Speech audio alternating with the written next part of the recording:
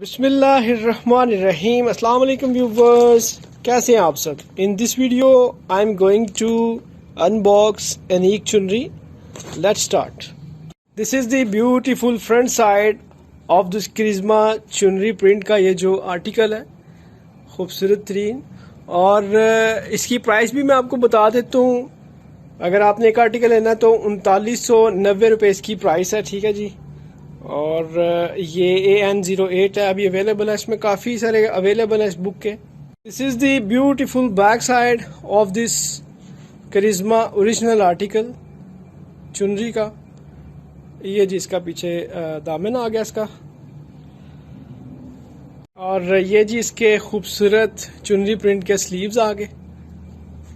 Close करके भी आपको इसका क्वालिटी दिखा रहा हूँ प्रिंट की। This is the beautiful chiffon दुपट्टा। और साइड्स के ऊपर ये फुली इसकी ये पट्टी चली हुई है एम्ब्रॉयडर्ड, ठीक है जी। और सेंटर में बड़ा खूबसूरत सा ये प्रिंट है। और ये जी इसके कैपरी का साथ फैब्रिक आ गया। हमारे चैनल UMERS बुटीक को सब्सक्राइब कर लें, साथ बेल आइकन को प्रेस कर लें ताकि इस तरह के ओरिजिनल ब्रांड आप भी पहन सकें और आपको भी पता चले पाकिस्तानी फैशन में क्या चल रहा है। अपना ख्याल रखें। आज अहमद को इजाज़त दें। अल्लाह हाफिज़।